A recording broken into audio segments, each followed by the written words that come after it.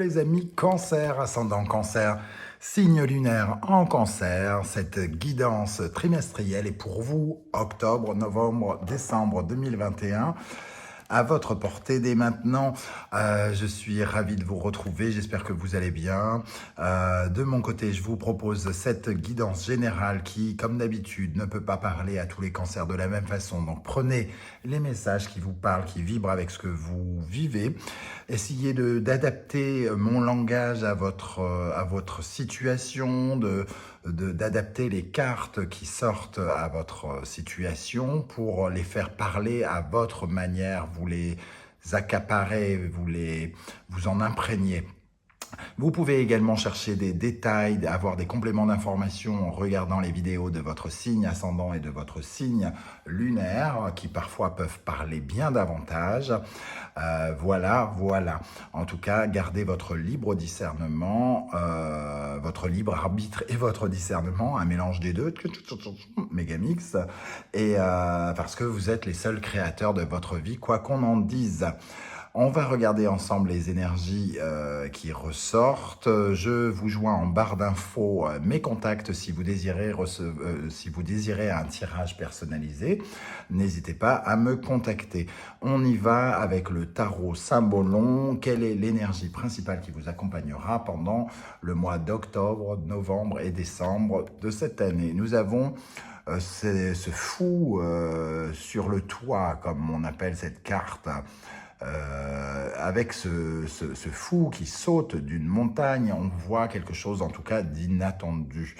Ici, on a la planète du Verseau, du moins le signe du Verseau, la planète Uranus.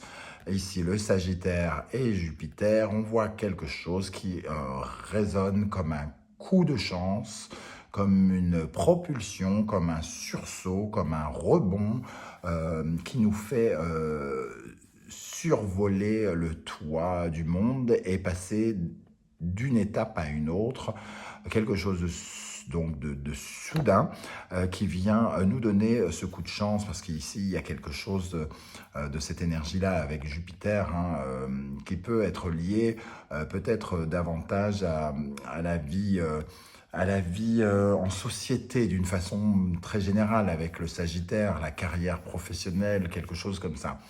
En tout cas, quoi qu'il arrive, pour certains d'entre vous, il y a comme un coup de chance, un coup du destin, quelque chose qui arrive soudainement vers vous, qui pourrait vous faire faire un bond et passer une étape importante de votre vie.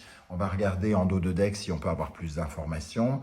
On voit en tout cas que vous en aviez besoin de ce coup de pouce du destin quelque part, parce qu'avec cette énergie-là en dos de deck, on voit bien qu'il y a des restrictions avec l'énergie du Capricorne et de Saturne.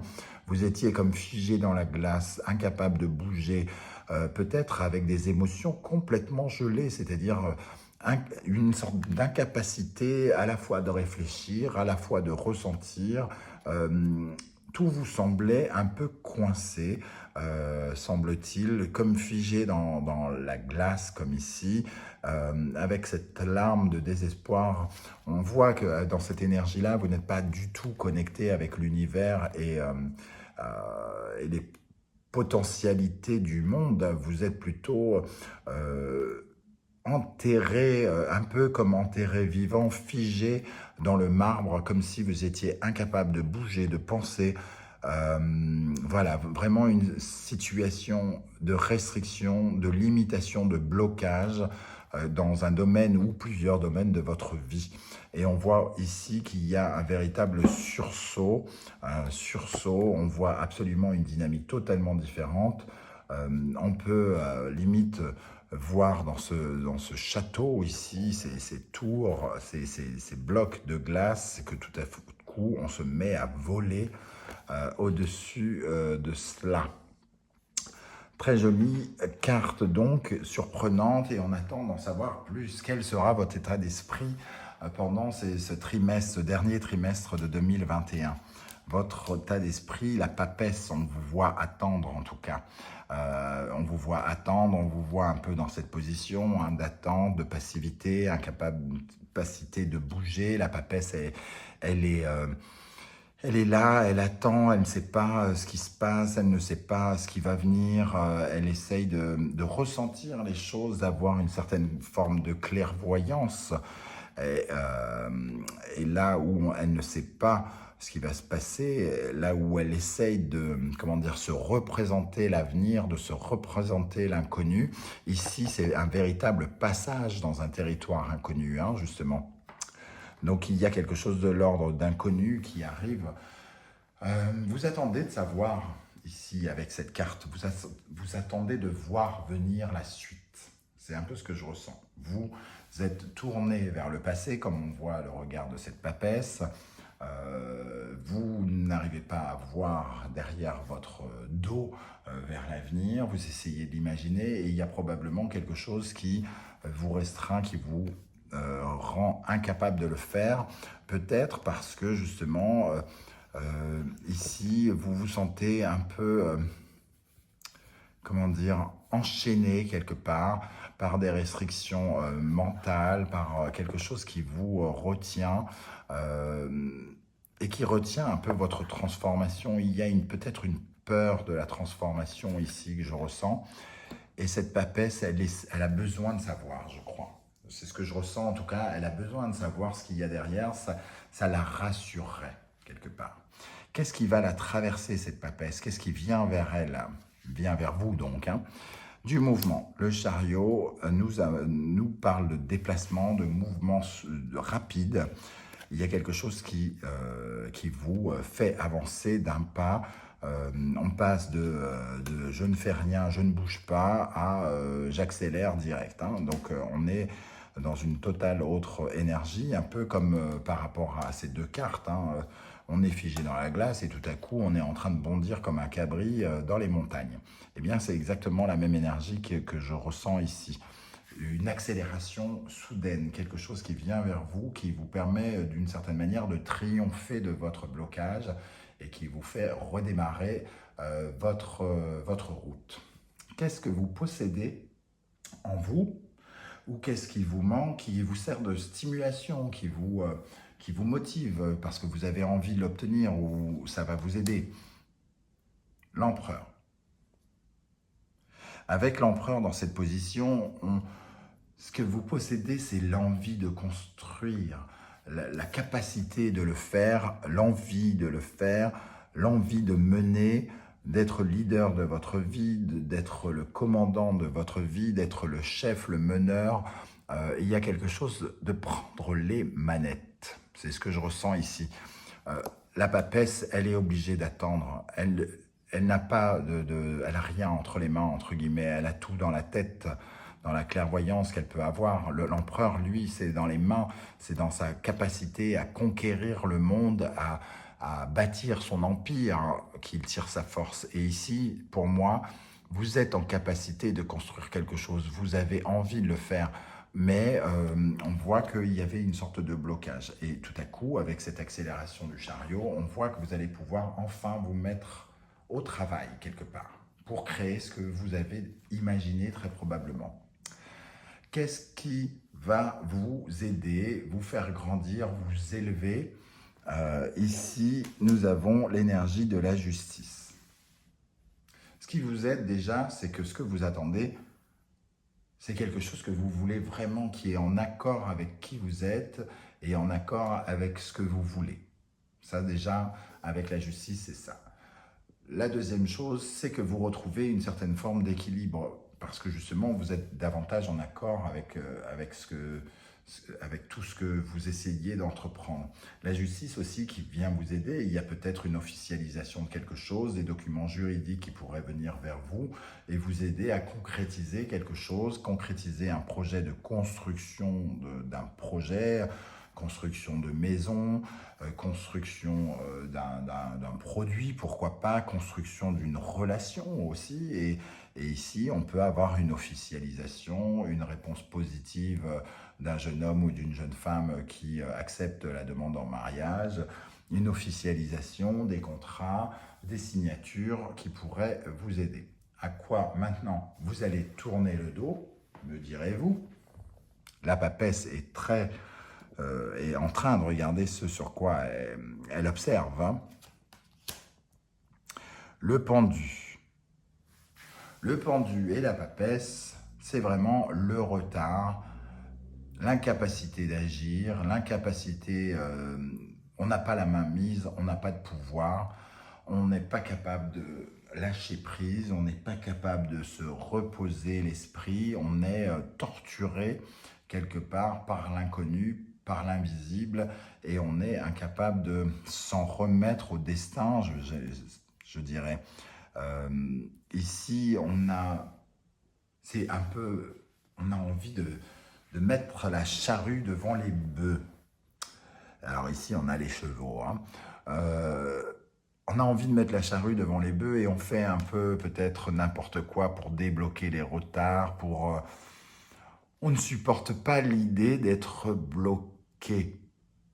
Et voilà, ça s'arrête, vous allez tourner le dos à cette sensation de retard, de blocage, d'incapacité à agir, justement pour construire, pour accélérer, pour signer des papiers qui vont vous emmener vers quelque chose d'autre.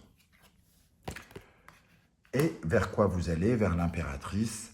Donc ici, nous avons le couple créateur par excellence. Hein. L'impératrice émet ses idées, le créateur les met en œuvre.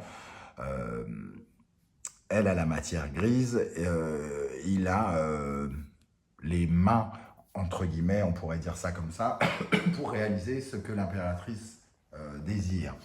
Donc, l'impératrice, c'est celle qui communique et c'est celui qui concrétise, hein, entre guillemets.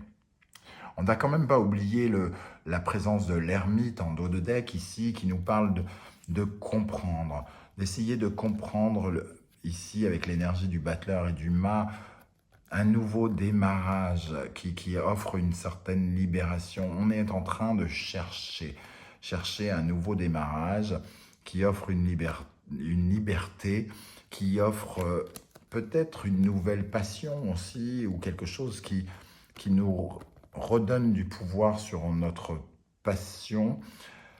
Vraiment, l'ermite, il semble chercher un peu, tout comme la papesse. C'est un peu comme si vous étiez en attente de solutions pour vraiment commencer quelque chose, comme si vous ne voyez pas de solution dans ce que vous étiez en train de faire avec la papesse.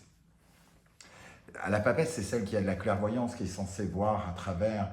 Mais bizarrement, j'ai le sentiment que là, elle n'est pas capable de le voir. Elle cherche, elle observe, elle essaye d'avoir les trucs, mais elle a le regard fixé sur les retards, sur les complications, et finalement, j'ai l'impression qu'elle n'est pas capable d'avoir de clairvoyance. Un peu comme l'énergie de cet ermite qui se renferme sur lui-même pour essayer de comprendre ce nouveau départ, qu'est-ce qu'il faut y mettre, comment on fait pour démarrer quelque chose, comment on fait pour se libérer, comment on fait pour se libérer de certains démons intérieurs qui nous empêchent d'être totalement nous-mêmes et de nous transformer. Voilà comment en tout cas je ressens cette partie du tirage. On va regarder maintenant les énergies qui vous accompagneront d'un point de vue matériel et professionnel pendant ces 3 mois.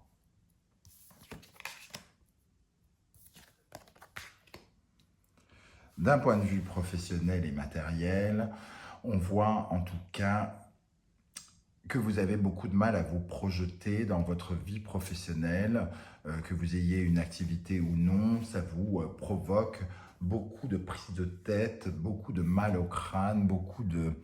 toutes ces épées, toutes ces idées, tous ces chamboulements dans la tête qui vous empêchent de dormir, qui vous triturent, ça fait trop, il y a trop d'esprit, trop, tout se passe dans la tête, ça tourne en boucle, ça fait mal.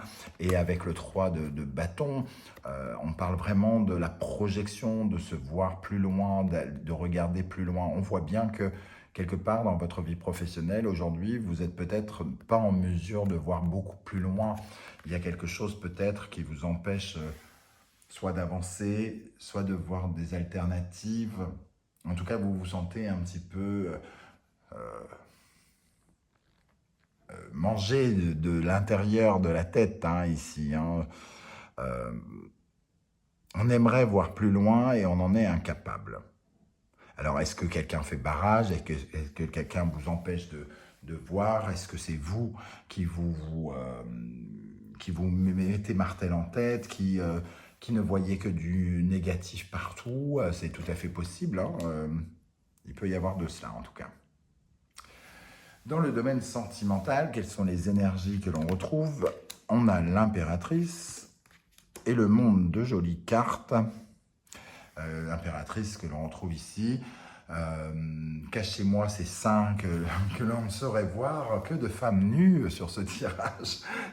Et donc, avec l'impératrice et le monde, en tout cas, il y a de la fertilité, il y a des choses qui s'affirment, il y a de la communication, beaucoup de communication, on parle beaucoup avec son entourage, avec son conjoint ou conjointe, on communique ses envies, on parle, on ouvre, il y a comme quelque chose qui s'ouvre là où la papesse est limite fermée, elle n'est pas communicante, elle ne parle pas, il y a quelque chose d'étouffé, il n'y a pas de ressenti chez la papesse, du moins, c'est pas qu'elle n'a pas de ressenti, elle en a, mais elle n'exprime rien, elle garde tout pour elle, elle est très intérieure, comme parfois les cancers savent le faire d'ailleurs. Et ici, il y a quelque chose où on a envie d'extérioriser, on a envie d'utiliser ces ressentis pour en faire quelque chose, pour les exprimer, pour les donner aux autres, pour les partager. Il y a vraiment une sorte d'affirmation de soi et du couple ici, hein, pour ceux qui sont en couple.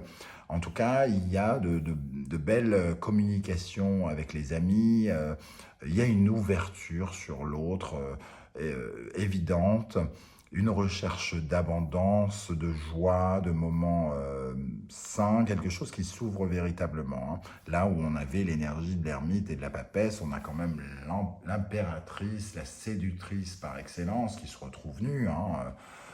Il ne faut pas l'oublier, avec le monde qui est très nu aussi, hein. Donc si vous êtes un peu célibataire, on peut imaginer que ça va être ça pourrait être bien chaud, hein, entre tous ces corps nus qui se rencontrent et ce monde qui représente la foule, les autres, je ne sais pas, le monde entier. Donc d'un seul coup, ça peut être bien chaud, hein. On va regarder maintenant les énergies qui vous accompagne, ami Cancer, dans le domaine de votre spiritualité, de la philosophie, la psychologie, ce qui se trouve à l'intérieur de vous. Justement, il devrait y avoir quelque chose d'intéressant avec cette papesse qui n'exprime rien. La reine d'épée et le pape.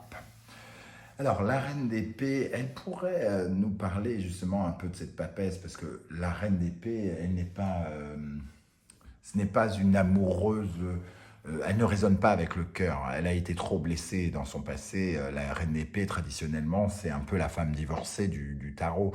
Donc c'est celle à qui on ne la refait pas, qui n'arrive pas à se recaser parce que justement elle ne peut pas oublier. Mais en revanche, c'est aussi celle qui fait preuve d'énormément de discernement. Elle ouvre les yeux sur tout et elle prend des décisions fermes et définitives pour elle.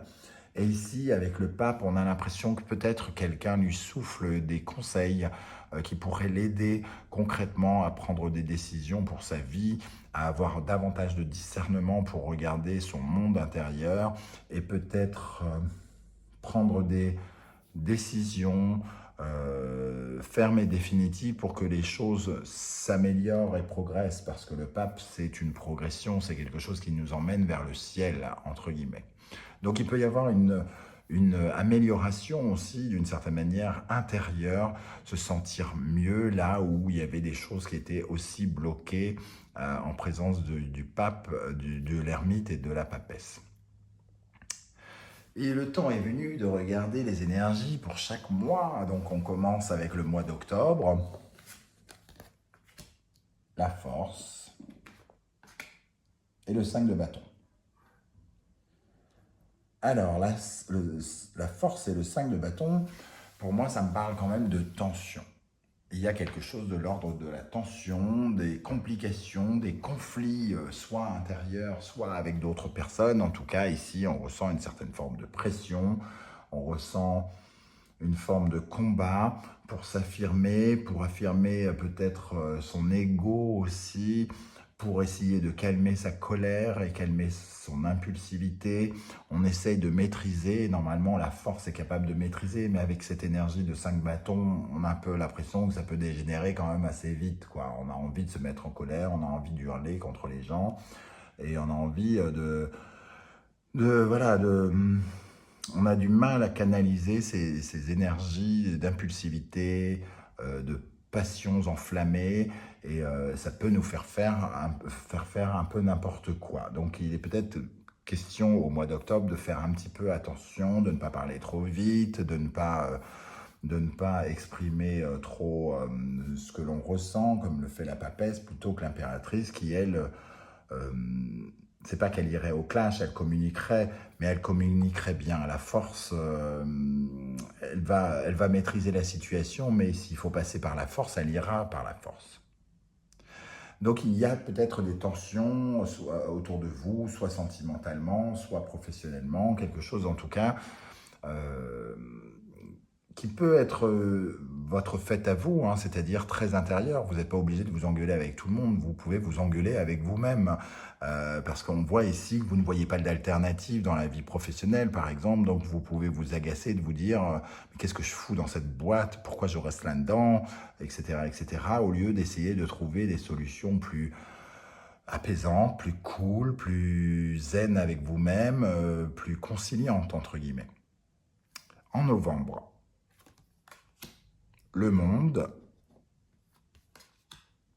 et l'as de cœur, l'as de coupe, pardon, lapsus révélateur. Donc la jeune fille s'est rhabillée entre-temps. Elle a eu le temps de passer dans un magasin. Le monde, comme on trouve ici, donc le monde, une ouverture et vraiment pour moi, on est un peu dans cette énergie-là, c'est une ouverture d'apaisement, le cœur, la séduction, l'amour, on s'accorde de l'amour, on accorde de l'amour aux autres, on partage un certain soulagement. C'est exactement ce que je ressens, du soulagement. Alors, est-ce que justement les choses interviennent plutôt au mois de novembre?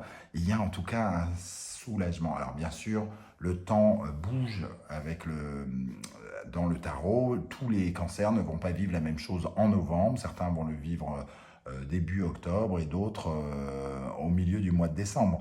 Ça dépend de comment ont évolué les choses autour de vous, comment ça vibre, comment vous avez travaillé vous-même sur vous, etc., etc., comment vous avez attiré les choses vers vous. En tout cas, ici, il y a quelque chose de soulageant, de consolant, de chaleureux, une certaine forme de tendresse qui vous vient du monde, comme si vous ouvriez les bras pour accueillir le monde et comme si le bras vous accueillait, les bras du monde vous accueillaient. Un sentiment d'apaisement et d'amour, donc. Hein. Très jolie énergie ici, très, très puissante. Vraiment très très puissante. Quelque chose qui vraiment relève de ces énergies-là aussi. Hein. Et pour terminer, décembre, le soleil magnifique avec le 7 de coupe. Il y a une éclaircie hein, ici, il ne faut pas oublier aussi pardon, que le monde c'est une certaine forme d'accomplissement. Donc on arrive au plus haut stade de quelque chose, au plus haut stade de l'amour, l'amour que l'on se donne, l'amour que l'on donne aux autres. Donc il y a comme la conquête du Graal. Hein, ici, on atteint quelque chose qu'on cherchait probablement à obtenir, quelque chose qui nous faisait vraiment envie et qu'on a attendu peut-être très très longtemps sans comprendre pourquoi ça ne venait pas. Ici, avec le soleil, donc on est véritablement dans l'éclaircie, le bonheur qui est représenté là, et surtout, c'est une offre de discernement, de compréhension des choses. Le soleil vient éclairer notre ciel pour que nous comprenions ce qui se passe et nous apporte la joie et le bonheur. On le sent, cette jeune fille a envie de danser sous le soleil. Elle brille de mille feux.